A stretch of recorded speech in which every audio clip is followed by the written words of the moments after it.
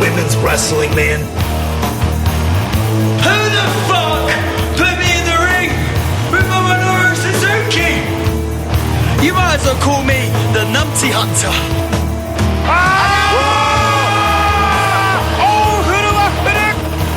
Listen up, wrestling fans. That's right, listen up. This is Strong Honor, where we talk about New Japan Pro Wrestling and Ring of Honor. Thanks for checking out the show. Make sure you rate, review, and subscribe on iTunes or wherever you get your podcasts, and wherever you can make reviews. Share this thing on social media at Strong Honor and other places, Facebook.com/Strong Honor Write Podcast. it in bathroom stalls. Get it on Reddit, whatever.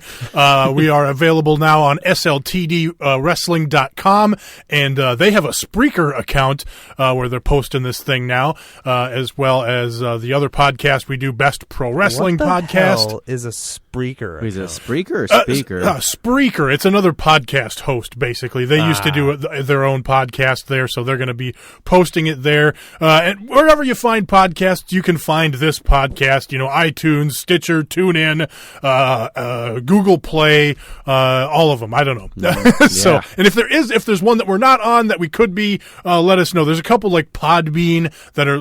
Podbean is like Spreaker, where they host their own podcast, so that's why we haven't been on Podbean before. But I do have us on Spreaker, but you can only get like the newest episodes on Spreaker because I only have their free account, because I'm not going to pay two different podcast hosts for one podcast. So we have the one podcast host, but it's available pretty much anywhere. Like, you can download the free podcast aggregators on your Android device. I don't know why we're talking about this shit here. We're everywhere. Podcasts so easy. I just wanted to know what Spreaker was. So there you go.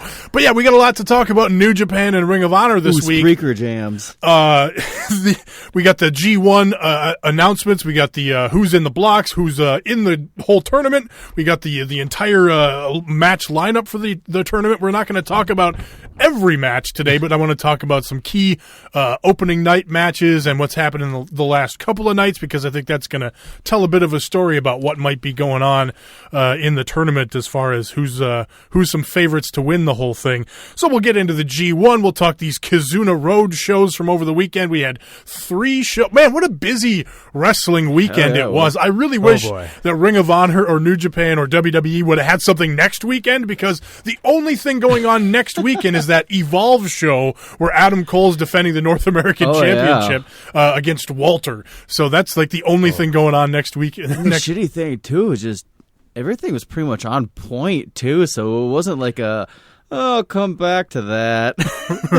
I mean, that's kind of what happened with me and Money in the Bank and some WWE stuff. We'll talk about that on Best Pro Wrestling Podcast a little bit later. But let's before we get into anything else, let's talk these G1 Climax these entrants and the blocks and these matches and everything going on there. G1 Climax.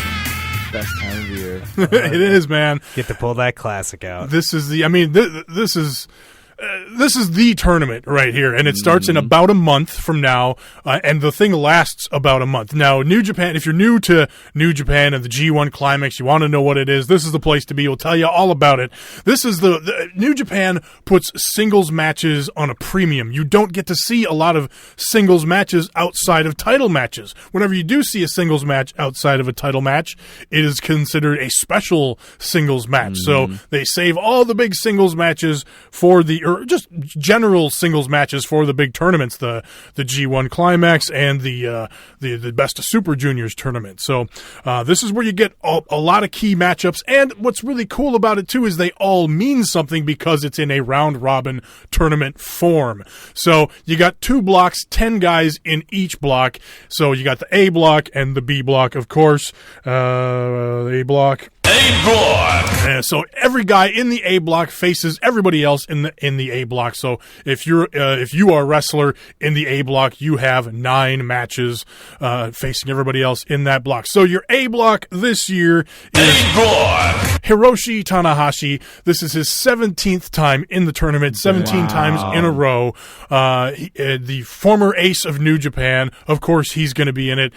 Surprise to me, but maybe not a surprise to a a lot of other people. This next name, Togi Makabe. I did not have him on. I kind of had him as a bubble name or whatever, but just because he'd been in the tournament a lot in the last. Well, he's been in. This will be his 15th in a row for Togi. You kind of need that big lug in there too to take the falls and beat up on the talent. That's the thing, is you got to have guys that can take losses as well as get surprise. Was it Nagata's year last year? Right, Nagata. It was his last year. Last year. his last tournament was last year. And nobody has outright declared at this point that it's going to be like a Togi Makabe, for instance. He hasn't said that it's going to be his final year or anything like that. So nothing along the lines of a final year for a guy this year. But Makabe is a guy kind of in that role that Nagata was in last year. Michael Elgin, we talked about him just winning the Never Openweight Championship and then just losing it again this week. So we'll talk about that in a little bit here. That makes me really excited. This will be his fourth time, four times in a row in the tournament for Elgin. Kazuchika Okada, so we're going to get Okada Tanahashi at some point again, which is really cool. Jay White, this will be his first G1. He'll be taking on Kazuchika Okada at some point, so that's an interesting matchup there because it's the current U.S. champion, unless he loses it to Juice Robinson at the Cow Palace coming up. But those two, Okada and Jay White, both members of Chaos, and kind of the thing that Jay White's doing is causing chaos in Chaos. Yep. So that's a story there. Yoshihashi, another Chaos member in there. Bad Luck Fale, he's been in this thing 5 times in a row. Again, he was a name kind of on the bubble for me, but he's been in it the last 5 years. He's got some good shape, too. He's been working hard. Yes. Really good shape. Lost a lot of weight, looking good, and look for him to have some upsets in this tournament as well. Hangman Page, he was a guy on the bubble for me, and he's making it into the tournament. So again, you're going to have Bullet Club versus Bullet Club here at some point. Hangman Page versus Bad Luck Fale. That's interesting. And then Page against Okada is going to be interesting. Yeah, Okada versus Tanahashi. There's some really good stuff in there for Hangman Page. Evil, of course, he's been in it the last couple of years. He'll be in it again here in the A block. Minoru Suzuki. This will be his 8th time in the tournament and only the 2nd consecutive one. He was in it last year after spending some time in Noah the last couple of years before that. So there is your A block. Here is the B block now. B block. We got a lot of the B block is amazing this year. It's going to be really cool. Juice Robinson made it into the B block. We're going to talk best block. Yes, hashtag the best. We're going to talk a lot about Juice here from these Kizuna Road shows. Cut some really cool promos going into this Jay White match. They got a nice little angle going on with his broken hand that they're working on for this match. So we'll talk about that here in a little bit. Hirooki Goto, of course, just winning the Never title back from Michael Elgin. Interesting stuff. We'll get into that in a little bit here with what might be going on there with Goto winning that title back. Tomohiro Ishii in here. Of course, Goto and Ishii both in Chaos. Toru Yano, another Chaos member. Ishii and Yano have been tagging up together quite a bit over the last year, so those two will have to face off against each other. Kenny Omega, of course, the current champion, he's in the B block. Kota Ibushi, the other member of the Golden Lovers, he's in the B block. So we're going to get those two against each other. Tama Tonga, another Bullet Club guy in there. We'll get Kenny Omega versus Tama Tonga at some point here. Tetsuya Naito, of course, the current leader of Los Ingobernables. He has had the down year of all down years, losing losing at the Tokyo Dome. We thought he was going to be on top. Right. He's just complete opposite. He's lost to Jericho, lost to Zack Sabre Jr. in the open title that he gave 0 fucks about. Right. That's the only thing he wanted. So this is where the big story. This will be a big story in the tournament here. Is can Tetsuya Naito make a big comeback here? He'll have to face Sonata, who's in that block with him, who's another member of Los Ingobernables, and finally Zack Sabre Sabre Jr. making it into that B block as well. So Can you get that redemption win? yeah. Well, Zack Sabre just against all of those guys. Your Gotos, Juice. Naito, of course. Naito looking for revenge against Zack Sabre is a big story. Zack Sabre versus Kenny. That's something there. Who is gonna? And then the other big story: who's gonna get upsets against Kenny? Or not even upsets, but who's gonna get victories against Kenny Omega to where he'll have to defend the championship before the Tokyo Dome, or maybe even after the Tokyo Dome. It's possible. That's anyone. Right. So it's a really cool B block there. So some of these bubble names that I thought, Cody not being in is interesting to me because it was something that he's wanted to do. It was on his list of things to do outside of WWE, and 2 years in a row now he's not in. Now last year it was the story about him being the Ring of Honor championship. He's got the championship match coming up on the 29th at Best in the World in the 3-way with Marty Scurll and Dalton Castle. So as I ruled him out last week because I thought he was going to be in the G1 Climax, he's not in the G1 Climax, so I'm putting him back in as a possibility to win that championship. For sure. So there's this that. Is a lot of time to be away from Ring of Honor, too. Right. But, I mean, you got... I guess the only other Ring of Honor guy you got in here is Hangman Page. So, and his contract stuff's through them. New Japan's kind of the side piece, right. in his situation. So, maybe next year too. And another kind of surprising name, but not entirely, is Tai Chi, who's been kind of on a little bit of a tear recently. They've been telling some stories with him just recently moving up to heavyweight from junior heavyweight. But like I said, are you excited for Tai Chi in the G1 is the real question. Well, he's not in. That's what I'm saying. He didn't make the cut, but it would have been interesting him kind of in that Yano role, the cheating guy that gets fluke wins here and there or whatever. But it didn't happen, so that's fine. It's one of those names again where the G1 is so crowded this year. We've got so many top guys. I think I had 15 guys as locks with Cody being one of them, but Cody not being in. But then again, you got a guy who's been in there a few years in a row, like a Tama Tonga, who I didn't expect to see in this year, but he's in it. He's another guy that can get some. He's a wild card. Interesting wins here and there along the way. So good stuff there. Yoshihashi being in again, not my favorite guy, but he usually always picks up 1 or 2 key wins.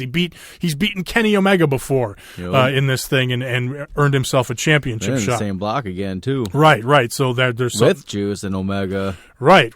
And Juice got the fluke win over Kenny Omega last year. So, again, are they going to get another key win there, or is it going to be somebody else? So, but yeah, it really feels at this point like it's going to be the Naito redemption story. But then again, you got Kota Ibushi in there, Zack Sabre, Okada himself, who just lost the championship on the other side of the block. Well, and again, I know we'll get into it, but even just throwing in like Tanahashi, again, he's still got it. He's still got the fire, and him and Okada are one of the final nights.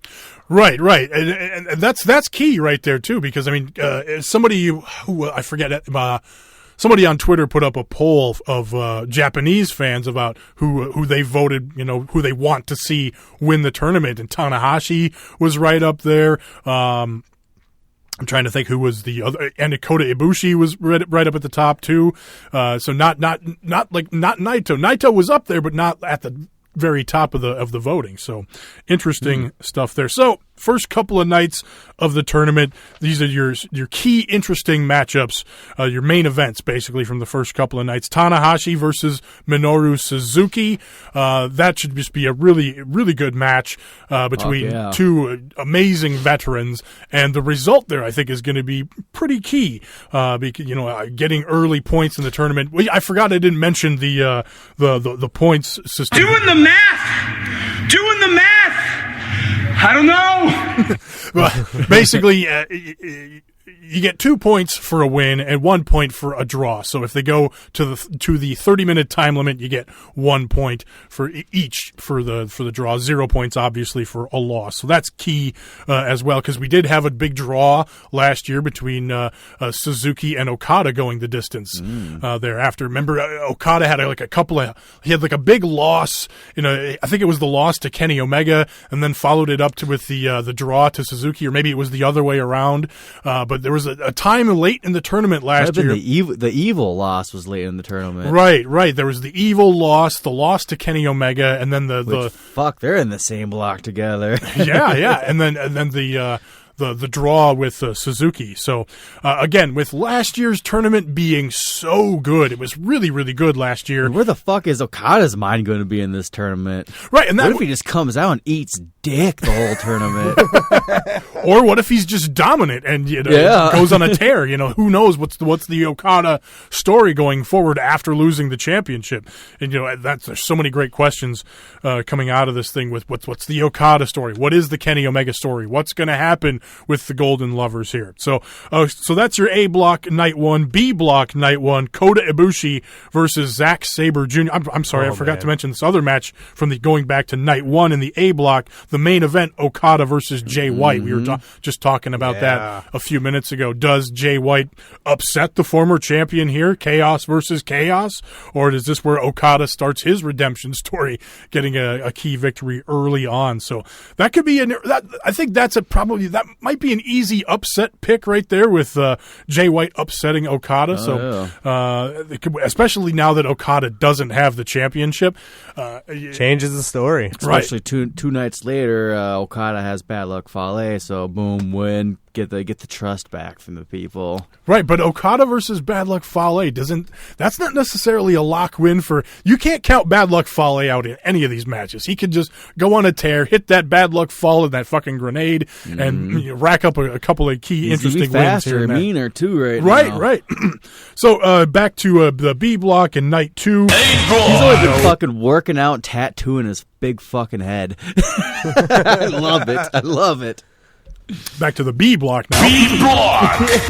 Kota Ibushi, Zack Sabre Jr., we're talking about that. Key matchup there, going to be really, really good.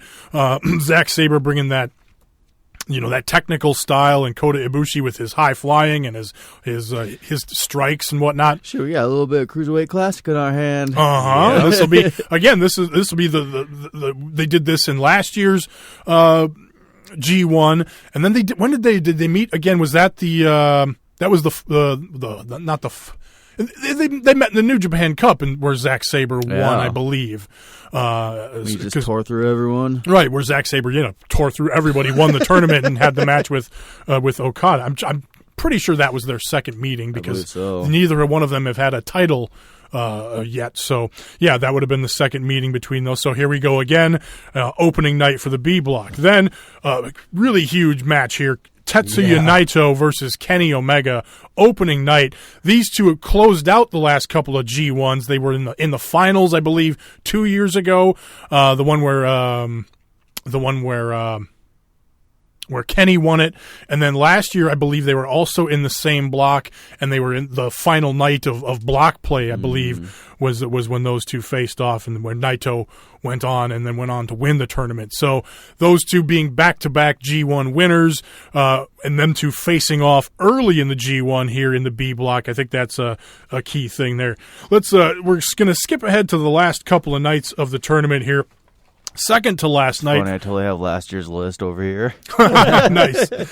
Second to last night in the B block, Toru Yano versus Kenny Omega, the big rematch from. Now, the only reason I highlighted that one, because last year they had such an interesting match. People hated it. I think it was pretty well back.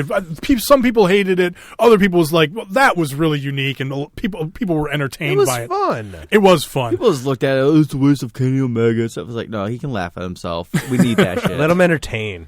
So again, what are we going to do this year with those two? With Omega being the IWGP Heavyweight Champion, so that's a big I question. hope he buys a DVD from him, VCD from him. There you go. And then the main event from the penultimate B block night: Naito versus Sonata, LIJ versus LIJ. There. So then the final night of A block play. Now this is key because these are main events. These guys are, the way Ghetto books these things means that these top four names here, these two main events, are probably going to be in the running points wise here towards the end of it. So Jay White versus Evil. Remember, Evil had a hell of a run last year. Jay White, with this being his first year in the tournament, he could have some key wins along the way. But I could kind of see him, not necessarily being in it points-wise at the end of it, but having some key wins along the way. So look for Jay White to maybe play Spoiler versus Evil there. I'm hoping that Makabe just beats the living dog shit out of Elgin that final night. There you go. And then the big main event from the last night on the A block is Tanahashi versus Okada. Big one. Yeah, I mean, Tanahashi is looking for a key victory over Okada here. Okada, putting Tanahashi away after the dominant performance last month, with going on to the record number of title defenses there. So Tanahashi really needing some momentum coming out of the G1 here. But then again, I think he's going on tour with Fozzy soon. Well, that was another name that we talked about last week. Jericho winning the Intercontinental Championship. It's kind of awkward not having the Intercontinental Champion in the tournament, but we again talked about it last week. Jericho is going on the big summer tour starting early in July, and he's going to be on tour all the way through the beginning of October. Sidebar though on that real quick. I might have been last week, so it was a recent episode. I said that's what they kind of should do with that title. It's just focus on the United States title a little bit more. Bring that up a little bit. Get more prestige on that. And, if they gave more fucks about the Intercontinental Champion, I might be like, come on now. But, Christ, they fucking, after the belt broke, they barely wanted to even get a replacement championship. So it's just like, I don't think it'll hurt the title at all to kind of backburner it a little bit on Jericho and then bring it forth, let somebody win it, continue on, bring it back. It's going to be a big pop for when they see it again. Yeah, I agree with you there, where when he finally comes back and, he's the IC champion, it's going to make people pop. Not like what WWE is doing with like Lesnar and that shit. No, it's just that United States title, this juice hype is hyping it up right now. It's just, I'm looking forward to that fucking fight. If Jericho holds the belt indefinitely for 2 years and only defends it, once or twice a year, then he'll have that. Then he might have that Lesnar heat. But as of this point, it's still a little bit novel. So yeah, Tanahashi is probably going to have a chance points wise to go all the way in the A block, as well as Okada, of course. But yeah, talking about the A block, I mean, really your biggest names to have a chance to win it besides Okada is Tanahashi. Evil's up there. Suzuki could be in it. I thought you would have gone for Yoshihashi. No, I'm hoping Yoshihashi does the Nagata and goes winless, but I know that's not going to happen. I'm sure he'll get a couple. I'm pretty sure my bracket's going to be Elgin winless straight through. I actually was thinking the same thing. I don't even care how much it hurts my bracket. Well, don't make me pick some victories for Michael Elgin just so I can get the points edge over you guys. Damn it! Maybe we each pick one win. I'm sure he's probably going to get more than one win. Although it'll be interesting because it's really an interesting story with what they did with the Never belt, because I'm wondering if they got some blowback from the thing from American fans or whatever. We'll get into that here shortly. We will. But the final night for the B block, again, the B block is so loaded. Tetsuya Naito versus Zack Sabre Jr. So again, final night of the tournament. Zack Sabre getting that big push in the New Japan Cup, defeated Naito in the first round to move on in the New Japan Cup tournament. So Naito looking for revenge here. Final night of the tournament. So that's a big story there. And then, yes, sir. And then another huge story. Big implications, I imagine. Kota Ibushi versus Kenny Omega, the final night of B block action, going into the finals. Oh my God, it's the Golden Lovers clashing. You think that'll be exciting?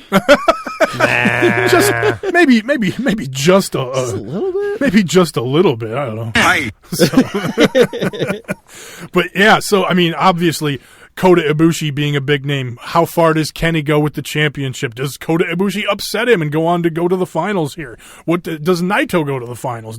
Sabre, with his push earlier in the year, he has a chance to go to the finals, of course, too. So, yeah, it's just going to be a lot of fun, this tournament. And so we're about a month away, so we got a month to think about this and stew over it, make our predictions. So that'll be a lot. That's not how I'm going to do it. How are you going to do it? Well, I've already picked night 1 and night 2 just on my schedule here, so I'm ready to go. All right, Joe's got it figured. Well, who are you guys feeling? Just off the top of your head right now, who do you think is going to win the whole thing at this point? To me, it really feels like it's the Naito redemption story. That'd be my pick at this point. But where are you guys leaning on this thing? Well, and I like your idea with the Naito redemption story added with Tanahashi's redemption story facing each other.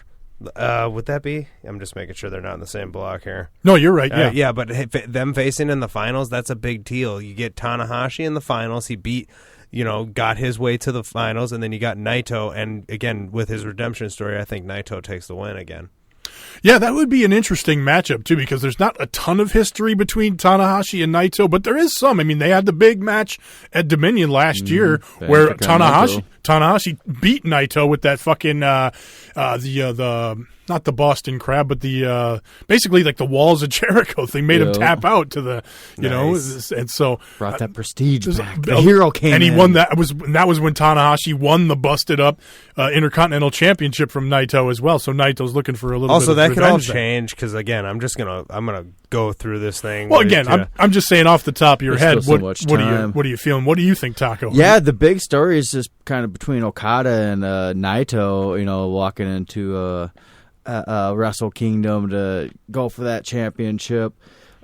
So much can happen between August and January too, so it's just tough. But yeah, I'm between those two at the moment myself. Yeah, and the more I think about it too, I'm liking this Ibushi storyline here with what's going on with the Golden Lovers and the Bullet Club and all that. So in that sense, I would almost feel like it would be like a Omega winning it and then challenging Ibushi, so the Lovers headline a Wrestle Kingdom kind of sense. That'd be interesting, but it'd be out of character to have, certainly in recent years, to have the champion win the tournament. Mm-hmm. But I mean, it's not like they haven't done it before, too. So that's what I'm curious. Like, what if Omega? Like, what does Omega gain out of this? Who does he challenge? Who does he want to go into Wrestle Kingdom with? Okada again? I mean, that would be a historic matchup. Their fifth match. Just kind of like, hey, you gave me the crack. It's my, my. I'm returning the favor to you, Okada. Come, come try to get your championship back because it's mine, bitch. Well, it could either be that or somebody that had beat him in the tournament. Mm-hmm. Had he lost a key match here or there, but goes on to win the tournament. I'm kind of curious about the Ibushi. If Ibushi beats him here too, that's a fucking title defense in October. Yeah. Yeah, interesting stuff. All right, well, we got some time, like I said, to think about it and stew over it. So it'll be a lot of fun going forward. All right, let's talk these Kizuna Road shows from over the weekend here. 3 3 shows at Korakuen Hall. I often try to remind new fans.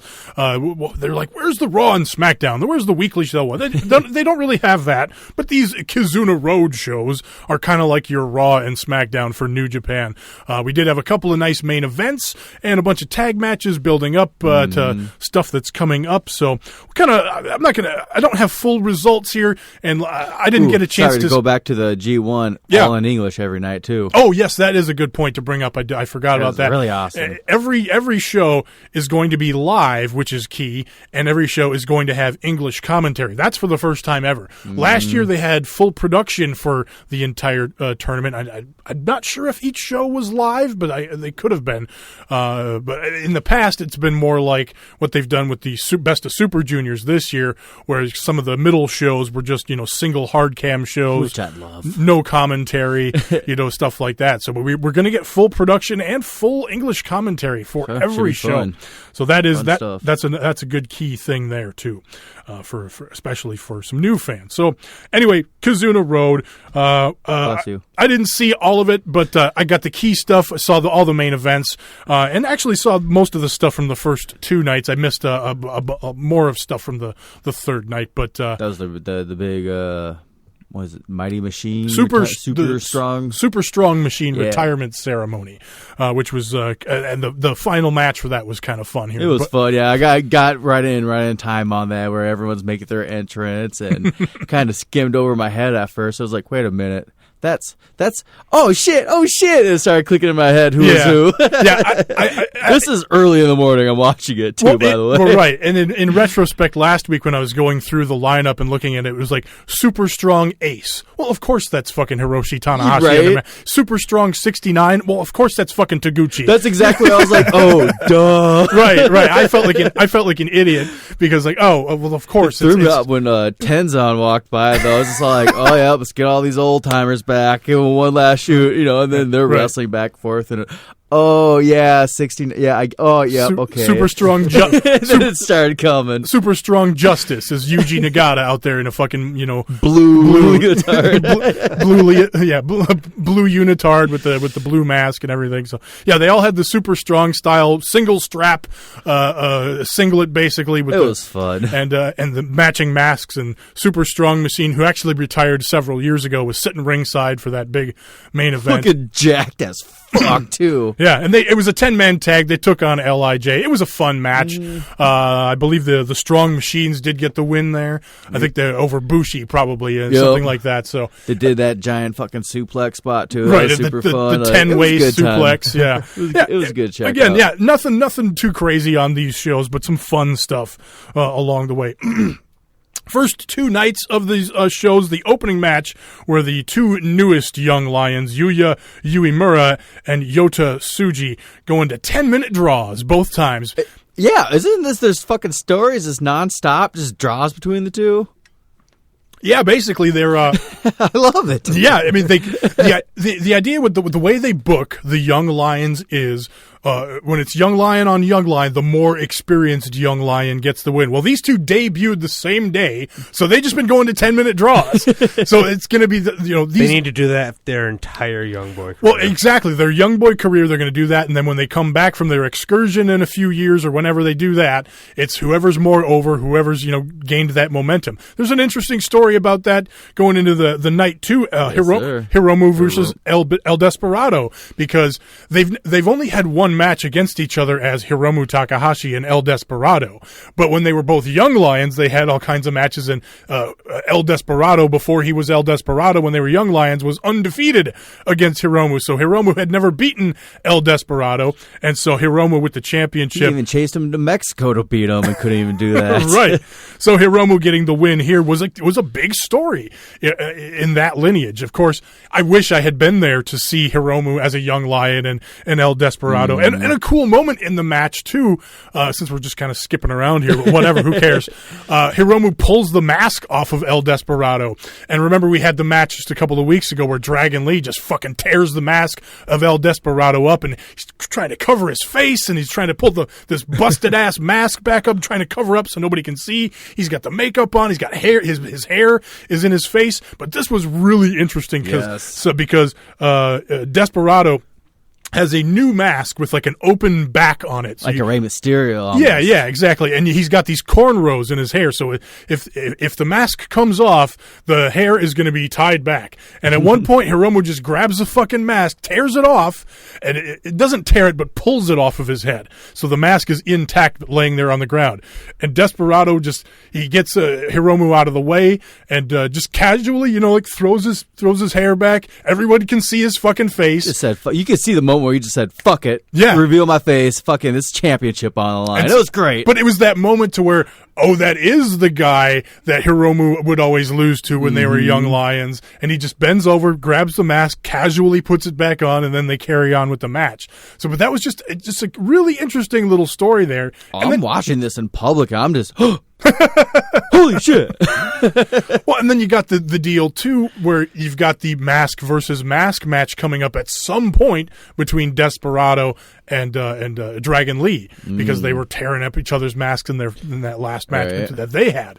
So they're going to do that at some point. Does Desperado lose and go without the mask? Who knows? So it's fun, though. Like, again, I love that the mask stuff is making kind of a comeback, because I love the culture behind it. For sure. The respect behind it, to like, technically when they come out and they reveal themselves to you, that's a respect sign that they're showing to the fans sometimes. So I like to see that. Yeah, it was just so played, because it's like you could not get away with a spot like that, in like a tournament position or anything. No, the fucking championship is on the line against your fucking rival. Just the shock. Yeah, it was great. I fucking watch that match. Watch it.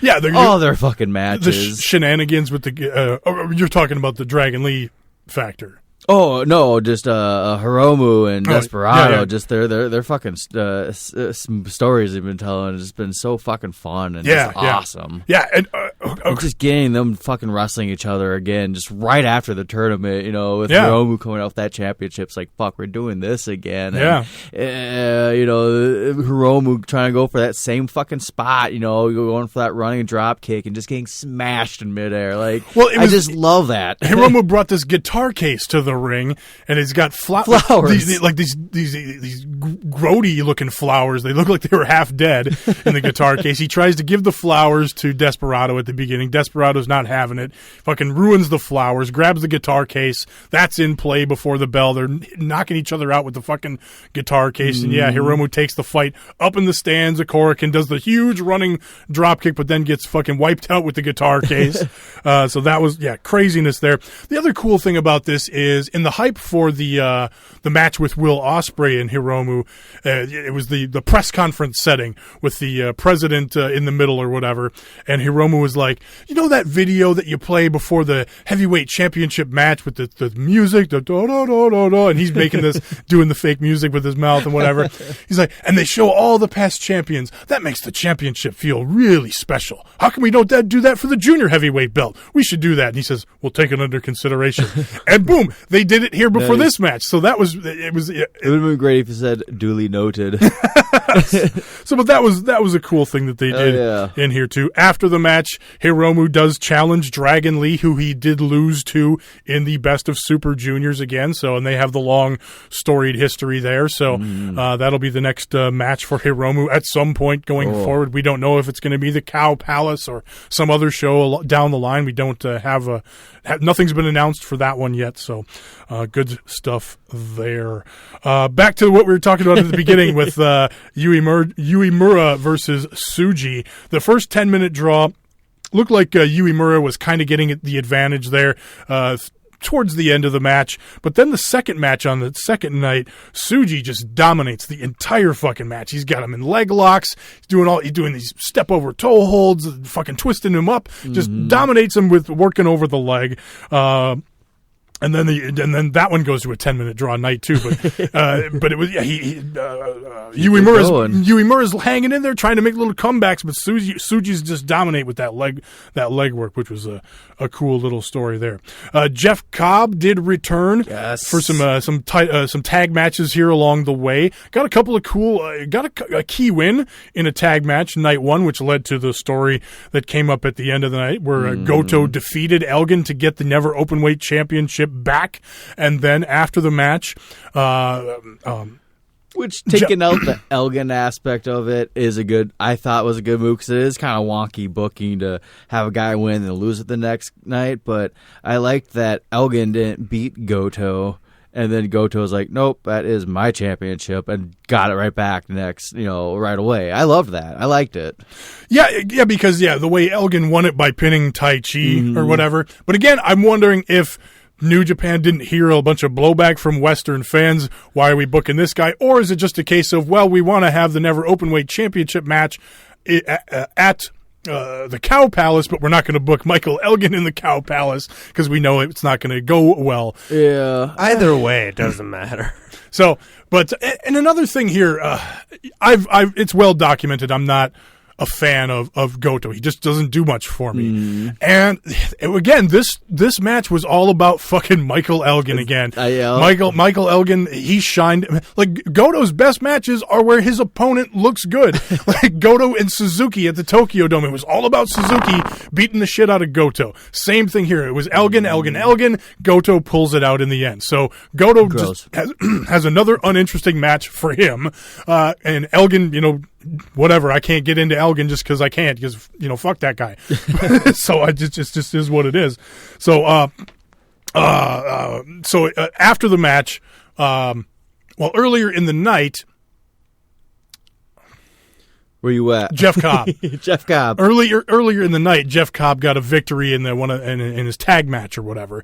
So he comes out to check on Elgin after the match. Again, they have the history tagged in last year's World Tag League. So there's that. He comes out, checks on Elgin, and challenges Goto for the Never Openweight Championship. Nice. So again, we don't know if we're getting that at the Cow Palace or not, but that should be a lot of fun. Makes sense too if they did it out there. It definitely would, and Jeff Cobb would be over like Rover, I think, with the New Japan crowd at the Cow Palace too. So absolutely, there is that.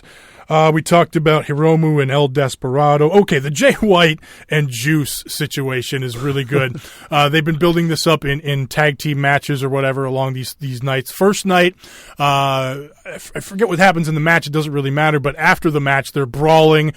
Jay White attacks him. Jay White goes to put Juice's fingers in the chair and then goes to smash it with another chair. He escapes, but then goes to punch Jay White with his signature left-handed punch, but then Jay White holds up a chair and he punches the chair. Smart. So that fucks up his hand. And then Juice cuts this amazing fucking promo after the match where he thinks his hand is broken. What's that look like to you? What's that look like to you? Showing the reporters the broken hand. Definitely not a doctor. That's a broken metacarpal.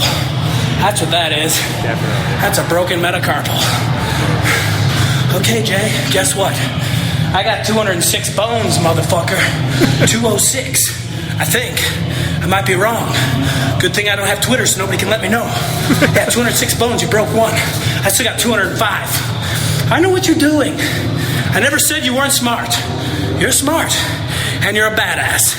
You know that's how I win my matches. Punch motherfuckers in the jaw, and then I hit him with Pulp Friction.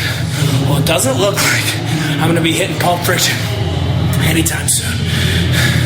After a left hand, anyways. Guess what, dumbass?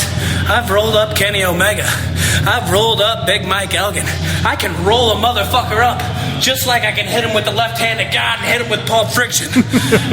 You're smart, Jay, but your heart and your nuts, they're little small, shriveled up pieces of shit. I'm all heart and nuts.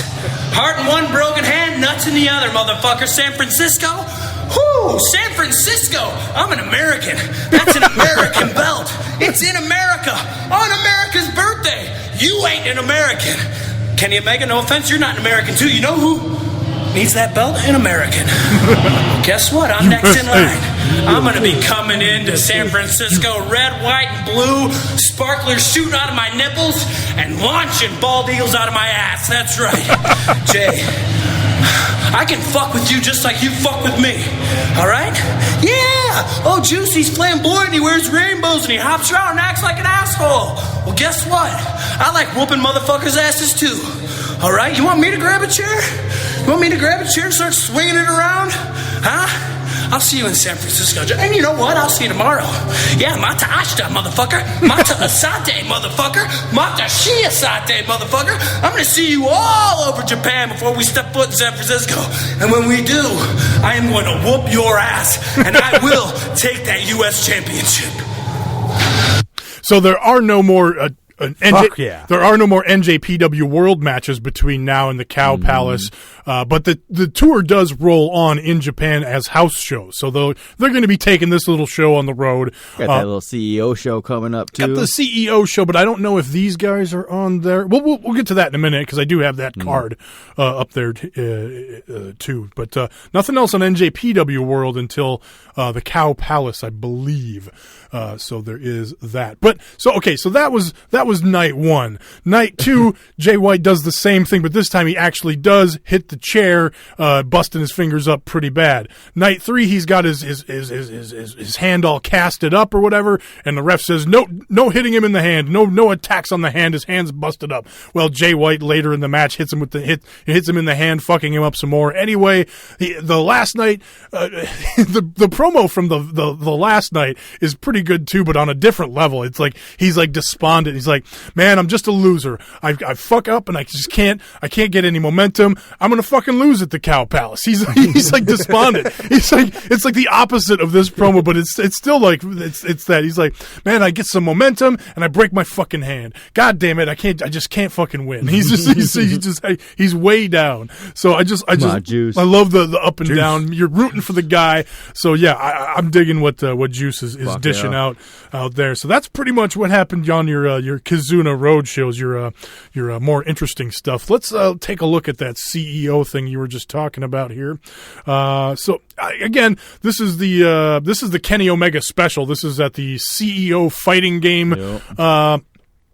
Convention that's happening, I believe where is it? Florida? I didn't think I wrote it down on there. Somewhere with nice weather. Somewhere over there, anyway. So nothing huge on these shows, but some, it'll be a fun show. I believe they're going to be streaming it on Twitch. Okay. So at least I'm pretty sure I saw that. So Jeff Cobb versus Chase Owens on the show. Jushin Thunder Liger versus Rocky Romero. Again, this is happening on the 29th, the same night as Best in the World from Ring of Honor. So you got to kind of pick your poison here. Roppongi 3K is going to take on Dragon Lee and Taguchi. That should be fun. Oh, why not? We are going to have Juice on this tour. Juice and David Finlay teaming up against the Gorillas of Destiny. So no Jay White stuff here. But and then the big main event is going to be the Golden Lovers, Ibushi and Kenny Omega versus Tetsuya Naito and Hiromu Takahashi. Nice. So that should be pretty darn good there.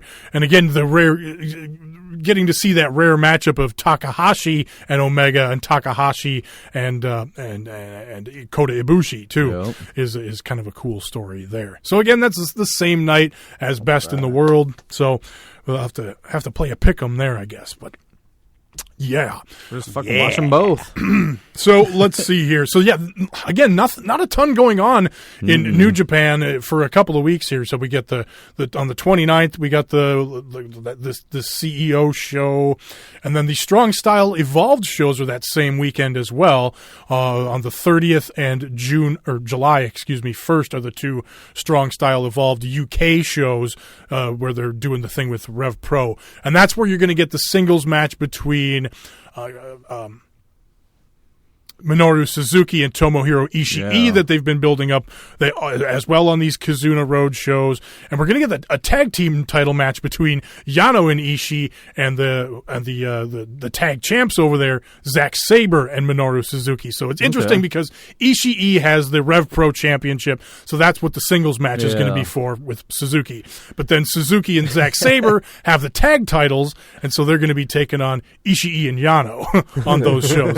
So you could have titles switch Sabre both lost sides. That title to Ishii. Right, Sabre lost the championship to Ishii right before he signed with New Japan full time. So it's interesting. He sides with New Japan full time, goes and loses these championships to other New Japan guys or another New Japan guy, it was funny or whatever. But so that's what's going on that weekend. We'll talk more about those shows next week as it'll be a preview or whatever. That's a sign he's winning the whole G1. That could be. You never know. So let's move on. Let's talk some Ring of Honor.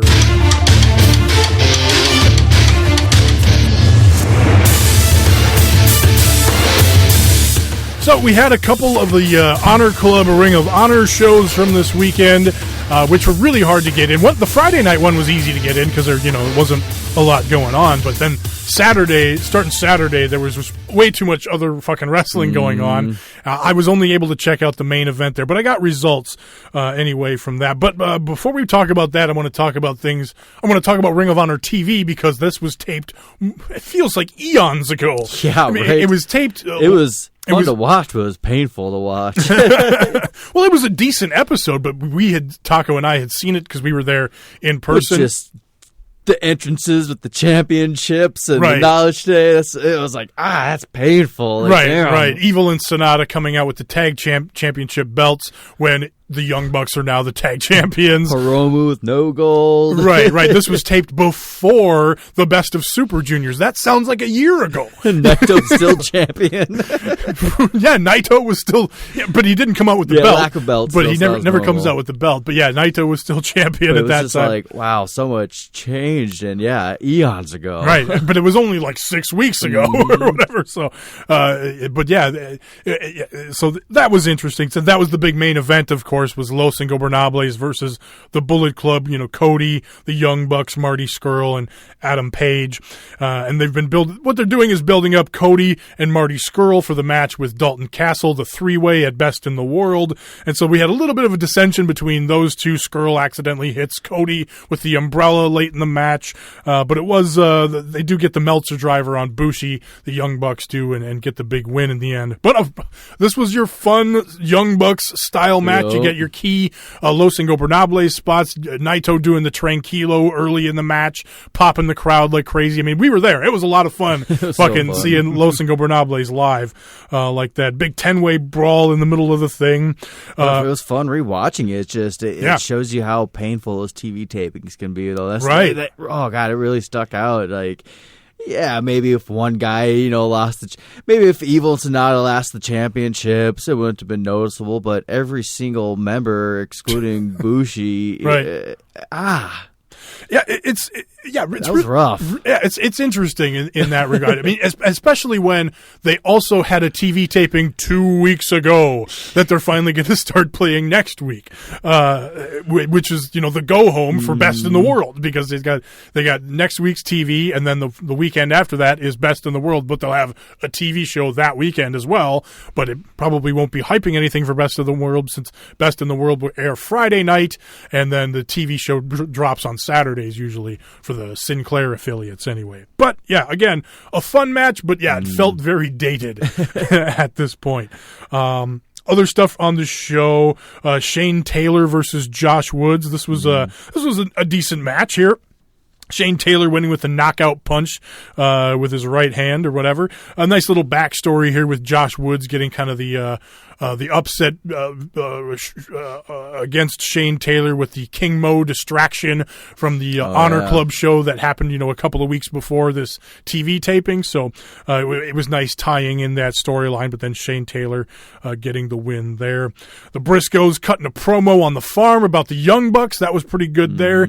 Typical Briscoes promo, just talking ish and calling out the Young. They're saying, you guys are the best in the world at selling T-shirts and making YouTube videos, but we're the best wrestlers in the world, best tag team in the world. So fun stuff there. Kenny King versus Glendix.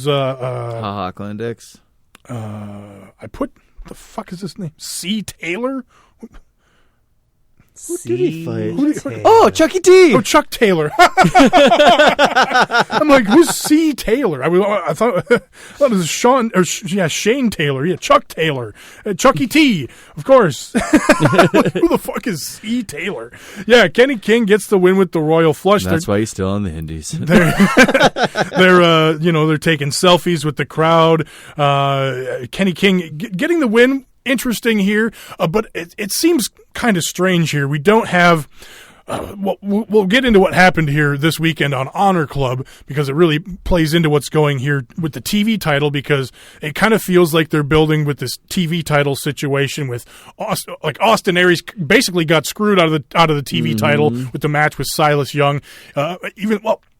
He's got beef to say he was screwed because Todd Sinclair came down and reversed the decision because he saw the skullduggery. He made the right call, but Austin Aries has reason. Fuck that. He did some bullshit. Austin Aries, Straight up bullshit. Austin Aries has reason for a gripe here. Kenny King does, I guess, as well, because Austin Aries kicked him in the nuts even after helping him out by chasing. Ding ding. But but it was Kenny King that chased off the Beer City Bruiser, who came out with the skullduggery in the match and stuff there.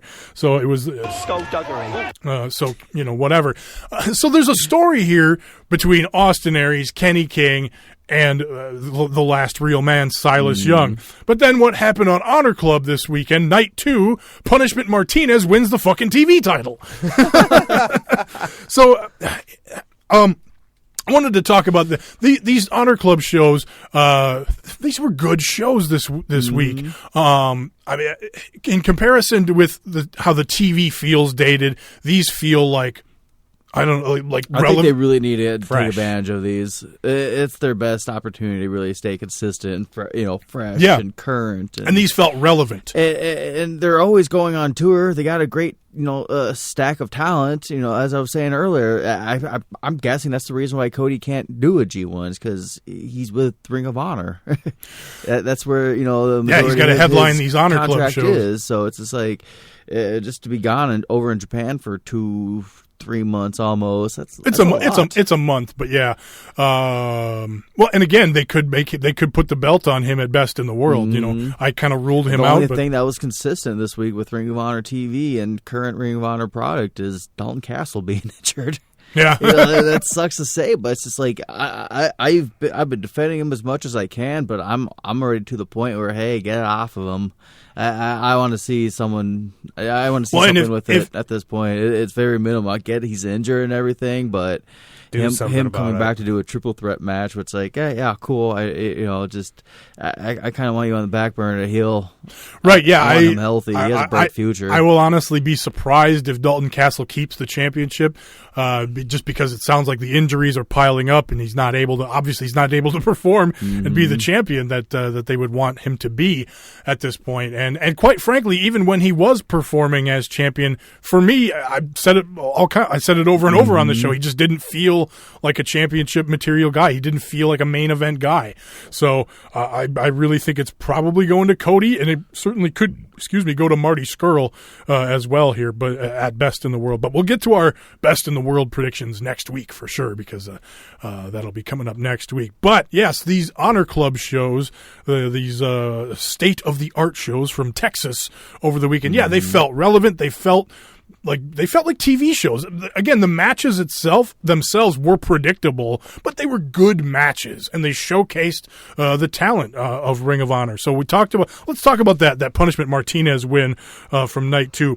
I thought it was really interesting. So they did what was called, I don't even know what it was called. It was like this six-way scramble, instant gratification TV title situation. Sounds delicious. It was a one fall to a finish match with Silas Young, Hangman Page, Scorpio Sky, Cheeseburger, Jonathan Gresham, and Punishment Martinez. So if anybody pinned.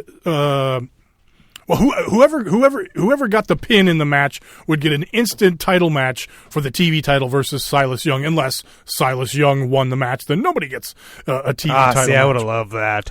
So, and this was you had to tag in to be legal, but it was also lucha rules. So if somebody went out of the ring, somebody could just come in and instantly be legal. So this was a fun match. Punishment Martinez gets the win with the South of Heaven chokeslam on Cheeseburger. The story of the match here was Punishment Martinez and Adam Page wanting to get at each other, but because of the lucha rules and other people diving in and attacking, they're getting in the way of each other basically. But then it was Hangman Page hit the rite of passage on Cheeseburger, I believe. Yeah, Cheeseburger right at the end of the match. But then Martinez comes in, curb stomps Adam Page, and then hits the South of Heaven chokeslam on Cheeseburger, gets the win, and then has the match right away with Silas Young. And yes, Punishment Martinez got the surprise victory with the ripcord kick and the South of Heaven chokeslam, and he's your new television champion. So now, why not? So now the question is Punishment versus Hangman. I keep wanting to say Hangman Page when he's trying to drop the Hangman thing and just go by Adam Page. So I keep getting hung up in the middle of Hangman. Adam Page. Is he officially trying to get rid of Hangman? I think so, because Hangman just has such a bad. It brings up bad thoughts and bad. It's just bad. I just think of Western. Yeah, I really don't think of anything bad about it. I mean, I know it's bad, but I don't know. I've always liked it. I mean, drop the rope. With him coming up with the bandana and the kind of the get up, cowboy get up, I'm thinking more of a West. I want him to be like throwback. I want him to be Adam the Lariat Page or something, But in this day and age, too, it is about, selling yourself, and obviously they're doing really well with that. But how far do you really want to go with it, too? Yeah. So I see that. So the question now is the Page versus Martinez match at Best in the World for the TV title. I hope so. I would believe so. They have not announced anything with Austin Aries yet. We've got 7 matches announced for Best in the World right now, so that's a good enough card. So we don't necessarily need Austin Aries in there for that at this point anyway. So I guess we will wait and see. So going back to night 1 of this thing, again, nothing really completely unpredictable here, but good matches. Taven and Vinny Marseglia opened up. Mad props to those two guys for starting that and ending that fucking show. Right, because the Briscoes had travel issues, couldn't make it to the show. So Matt Taven and Vinny Marseglia opened and closed the show. They beat the boys in the opener. Hilarious opener, too. And actually, I didn't get a chance to see the opener. I tuned in a little bit late. I just got the that fucking stage setup was so interesting because I don't know if they had to go out in the crowd and to the seats and stuff. I forget where they said it was at, but well, this one was in San Antonio. I don't remember what the building was, but might have been the Aztec Theater or something like that. But yeah, there's plenty of space for Vinny to run around and rip one of the boys down, and the boy comes out in the fucking yellow raincoat covered in blood, like from it and everything. Yeah, this was the one where there was the stage, but then like the ring was on this platform in front of the stage. People are walking up like neck level and everything. It was interesting. Right? Yeah, there were people there was this gap in between like the stage and where the guard railing was, and there were like security people standing in this gap, and you could just see these heads sticking out of this gap. It's like, that's a weird play. That's a weird gap. And so I'm guessing there was like a ramp there or a slope because it's a theater situation, and there's usually seats there. So they built this thing to put the ring on so that the ring is flat, but there's still like this weird slope. Yeah, you're right. It was an interesting it was setup. Perfect for Vinny to play around in like a fucking shark. I thought it was a great way to open up the show. They beat the boys down after the match, and they put themselves into the main event, the big 8-man tag match at the end of the show. That one was Marseglia and Taven teaming up with the Killer Elite Squad versus Marty Scurll, Adam Page, and the Young Bucks. Really fun. Your typical Young Bucks Young Bucks style 8-man tag. Just a really fun match. Page gets the win over Vinny Marseglia. They do the triple assist rite of passage. Basically your Meltzer driver style, Indie Taker style thing, but with him, Hangman Page doing the rite of passage in the middle of the ring, getting the win there. But yeah, crazy fun match there. Flip Gordon versus Rhett Titus. Flip gets the win there. A good match. Again, you would expect Flip to get the win. He does, and it was good. Sumi Sakai and Tennille Dashwood versus Kelly Klein and Thunder Rosa. Decent women's match. Sumi Sakai gets the win with Smash Mouth over Thunder Rosa. Jay Lethal versus TK O'Ryan. Yeah, man. This was an unexpectedly good match as well. Jay Lethal, of course, gets the win here, but TK O'Ryan getting some interesting like Big Cass style chants from the crowd because he's kind of got that similar look, but like a skinnier Big Cass. So people are chanting, "You can't teach that," and things like that at TKO. Who knows? Maybe we'll get a Big Cass sighting at a Ring of Honor show. No way, man. Main event, New Japan. Who knows? Insert himself right into that. SCU took on CMLL here. It was Atlantis, Guerrero Maya Jr. and Stuka Jr. Another good match. The CMLL guys get kind of an upset victory here, a surprising victory, but they're taking on the Kingdom the next night for the 6-man titles. So this was a credibility building victory for them. Silas Young versus Kurt Stallion. Kurt Stallion was a Future of Honor guy. I believe he was like a top prospect tournament guy or something. Just skinny indie guy. Goes to shake Silas Young's hand at the beginning of the match. Silas Young's like, no, fuck you. Who the fuck are you? And then they have this really good match. Of course, Silas wins. And then after the match, he's down there. This Stallion guy's on the ground selling, getting his ass kicked. And then Silas Young grabs his hand and shakes his hand like, now you've earned my respect, you jerk, because you had a decent match with me. So that was a fun one. Hurricane Helms, Cheeseburger, and Delirious taking on Bully Ray, Punishment Martinez, and Shane Taylor. That seems like one-sided. You don't say. Yeah, South of Heaven Chokeslam gets the win over Delirious in that match. Again, it's everything you expect. Silliness out of Delirious. Fun spots from Cheeseburger. Hurricane Helms in there doing his thing, of course. But did he land any choke slams is the question. He did on the second night. But again, I didn't. So, yeah. He did night 2, but I don't remember if he hit one night 1. There's so much wrestling happening. Punishment Martinez won with the South of Heaven choke slam on that one. And then Cody versus Jonathan Gresham, a similar story to the Silas Young and Kurt Stallion and Jay Lethal TK Orion match. Again, you expect Cody to win, but it was a really good, fun match. Mm-hmm. Jonathan Gresham got over like a big time with the crowd in the match. And so, again, a good match. And then we talked about that main event already. So good shows. Yeah, good stuff from night 1. Night 2, Tennille Dashwood beat Thunder Rosa. The Young Bucks beat the Boys in a tag match. Sounded like that one. I didn't see that one, but it sounds like that they had some fun with that match there. The Kingdom did defeat Team CMLL this time to retain their 6-man championship. Shut up, you Melvin. Sick burn. Marty Scurll won a 3-way with Flip Gordon and Jay Lethal. Flip ends up tapping out to the crossface chicken wing after a superplex, and then after the match, Bully Ray comes out and attacks Flip Gordon after to continue to build up to that story at Best in the World. Then Hurricane Helms and Delirious defeat the Addiction, SCU, Christopher Daniels and Frankie Kazarian. So this time it was Hurricane Helms with the Hurra Choke Slam over Christopher Daniels. Damn. After there's some skull. So he's teaming up with Delirious here. At one point, Delirious ducks under the ring, and a little person dressed as Delirious comes into the ring and starts going off and running wild. And then the little Delirious goes back under the ring. Big Delirious comes back out and does more stuff in the match. And then Hurricane Helms goes on to get the victory over Daniels.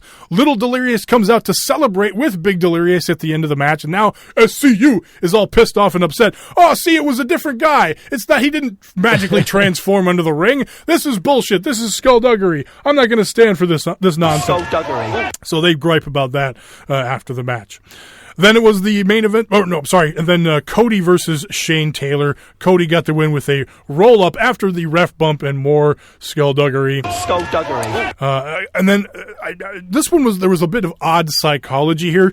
Earlier in the night, Shane Taylor and Cody did this promo where Cody was, the biggest heel that ever was, and Shane Taylor, who's a Texas guy, was the big babyface. I guess in the match, Shane Taylor's doing all this heel shit, and Cody's getting sympathy on him and shit like that. So the psychology's all over the place. And then they do the ref bump and the skullduggery, but then Cody gets the win with the roll-up. So who knows what to believe with what they're doing with those guys. Then the main event was that TV title situation that we talked about with Punishment Martinez getting the big win, TV title there. So yeah, cool. I like that they're making these Honor Club shows feel relevant. When you throw a TV title change in here, it makes them really better than the TV show. Actually, right now we're at fucking next 3-4 weeks of Silas Young coming out with the TV title. Right, because all that was taped beforehand. So yes, it was. So very quickly, Honor Club being the more credible storytelling device than Ring of Honor TV. They really got to figure out a better way to just make this jive. The TV taping setup is not bad, but maybe cut off an hour, make it an exclusive, you're there kind of thing. You got 2 hours to work with for 2 weeks of product. You got another fucking 3 days tour to throw on Honor Club. Next week after that, you're fucking doing a TV taping for 2 weeks. Well, one thing I will say is that they're making the best of a bad situation, and the TV shows have been good recently. They've been entertaining matches on the TV shows, and I think this may be generating some interest for Honor Club. And then when you have titles changing hands on these Honor Club shows, it's like, well, I could fork over $9.99 to watch these more relevant shows with better wrestling on them, even though some of it might be kind of predictable, but you're still going to get some good matches and see people coming up and stuff like that. So, all right, before we get out of here, let's do the Kojima tweet. Now it's time for the Satoshi Kojima Tweet of the Week. You know, he's not doing a lot of tweeting in English, but he is keeping us posted on his rehab of his busted up knee. Follow Kojima on Twitter at cozy_lariat. Good morning. Japan has passed 5 o'clock in the morning. I rehabilitate the knees every day. I like pro wrestling, therefore I want to therefore I want to live. Let's eat bread, baby. Yes, baby. Yeah, baby. So follow me on Twitter at Tommy Stryker, spell Stryker with a Y. Make sure you check out our other podcast at BPW Podcast, the best pro wrestling podcast. Go to bestprowrestlingpodcast.com. Find it wherever you find your podcasts. Rate, review, and subscribe to this show. Follow this show at Strong Honor on Twitter, Facebook.com/Strong Honor Podcast. Taco, where can people find you? Follow me on Twitter at HGREV Taco. And you can follow me, Joe, at JoeBPWP. That's at Joe, Best Pro Wrestling Podcast, baby. That's going to do it. Thanks for checking out Strong Honor. Bye. Peace. Adios.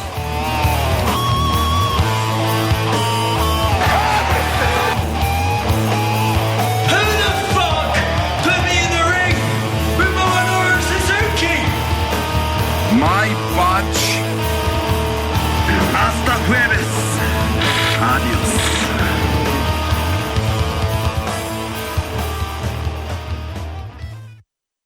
All right. I think that's going to do it. Let's get the fuck out of Yeah, here. Kojima tweet?